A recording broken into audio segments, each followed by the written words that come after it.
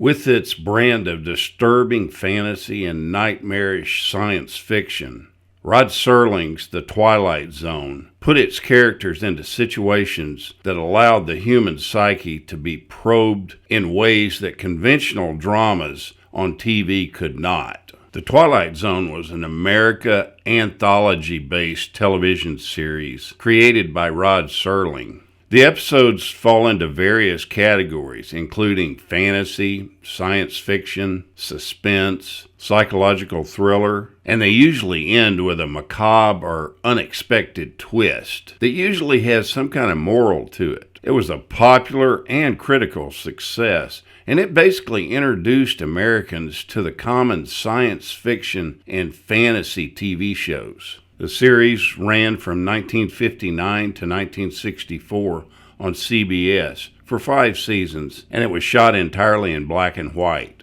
TV Guide ranked the original TV series number 5 in their 2013 list of 60 greatest shows of all time, and it was listed number 4 in their 60 greatest dramas. Rod Serling was born December 25, 1924, in Syracuse, New York. When he was in elementary school, he was basically seen as the class clown, and he was dismissed by many of his teachers as an absolute lost cause.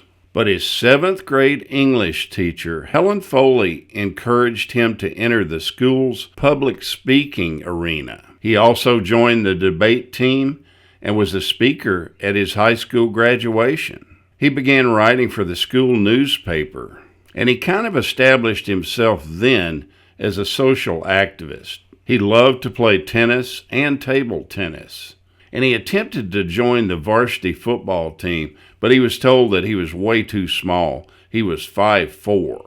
He was accepted into college during his senior year of high school, but the United States was involved in the Second World War at the time, so he decided to enlist rather than start college immediately. His actual combat experience affected him deeply and really influenced his writing. It left him with nightmares and flashbacks for the rest of his life. He often said that he was bitter about everything and that he turned to writing to get it off his chest. He volunteered at various radio stations in New York as an actor and a writer during the summer of 1946. Then the next year, he worked at a station and was a paid intern. He then took other odd jobs in radio stations in New York and Ohio. This is where he actually learned time writing. Now, this medium was actually measured in seconds, and it was a great learning experience for him. He eventually moved from radio to television, and he got hired as a writer for WKRC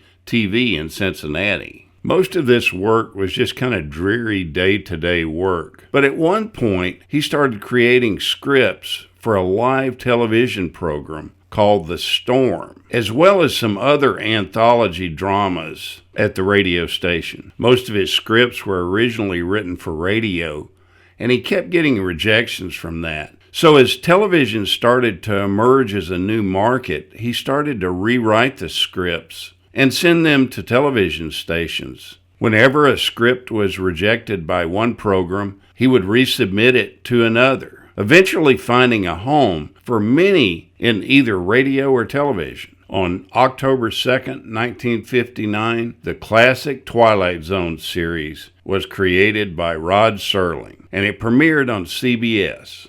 During the series, he fought hard to get and maintain the creative control over the project. He hired screenwriters that he respected, like Richard Matheson and Charles Beaumont. But Rod still wrote the bulk of the shows. He drew on his own experiences for many of the episodes. They were frequently about boxing, military life, airplane pilots, and they often incorporated his social views, but he veiled them in a science fiction and fantasy type element in the shows. He had to hide his agendas in the shows in fantasy or in science fiction, or the censors would censor him. The show was aired for 5 seasons. The first 3 were presented as half-hour episodes. The 4th season was an hour-long episodes, and the 5th returned back to the half-hour format. Viewers actually sent in a lot of scripts for the show. If you were an amateur writer in the 1960s, or just a fan of the show, you could send in a script to be considered for an episode. In total, more than 14,000 scripts were sent in. Serling read about 500 of them, and absolutely none were made into an episode. He said that 2 were pretty good, but they didn't fit into the format of the show. Many actors have appeared multiple times in the show, but only one has the distinction of appearing in all 5 seasons. In total, Robert McCord appeared in 67 episodes. Most of them he was just an extra. Rod Serling's famous on-camera introductions didn't start until the 2nd season. During the 1st season, he only appeared on camera during the promotions for the next week's episode. Many of the script writers noticed an oddity that happened every time they turned a script in. When they got the script back, if they used the word God in the script, which they often did, it would be crossed out. That word was off limits to the entire writing staff other than Rod Serling himself, and he inserted the word God into many episodes, but he was the only one that could write it in there. The writers never asked why, and they were never told the reason behind this crazy rule. I guess we can chalk it up to a mystery worthy of the Twilight Zone. His words of "submitted for your approval" was only uttered 3 times. That phrase has kind of become synonymous with the show, but was only uttered 3 times during 5 seasons. He used the signature phrase in the introductions of the episodes "Cavender is Coming," "In Praise of Pip," and "A Certain Kind of Stopwatch." The series was produced by Cayuga Productions, and I hope I'm pronouncing that right. I'm probably not. It's a production company that's owned and named by Serling himself. It reflects his background in the central New York State area and is named after a lake there, a lake that he actually owned a home on. The success of the TV series led to a feature film in 1983, a TV film in 1994, and a radio series that ran from 2002 to 2012, and plenty of things having to do with literature, novels, magazines, comic books, and actually theme park attractions. Rod Serling kept his schedule full. When he was not writing or promoting or producing his work, he often spoke on college campuses around the country. He also taught week-long seminars in which students could watch and critique his films.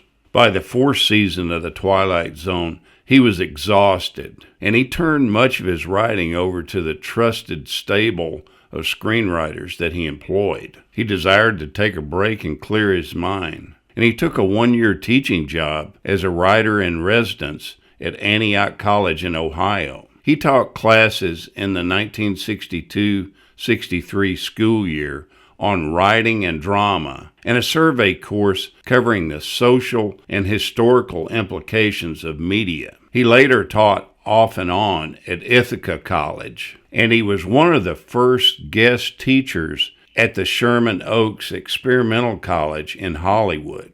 There are audio recordings of some of his lectures that are included in some of the bonus features of the Twilight Zone home video editions. Now, it was a known fact that he smoked 3 to 4 packs of cigarettes a day. In May of 1975, he had a minor heart attack and was hospitalized. He spent 2 weeks in the hospital and then had a second heart attack. This forced the doctors to agree that open-heart surgery had to be considered, although it was risky at that time. The 10-hour-long procedure was performed June 26, but while he was on the table, he had another heart attack, and 2 days later he passed away. He was only 50 years old. His funeral and burial took place July 2nd at Lakeview Cemetery, Seneca County, New York. Thank you, Rod Serling, for your great storytelling. You are definitely one of the best at your craft. Thank you so much for watching, guys, and we'll keep chasing the classics. Hit that like button if you like the video, and please subscribe and hit the bell icon so that you get notified of new videos.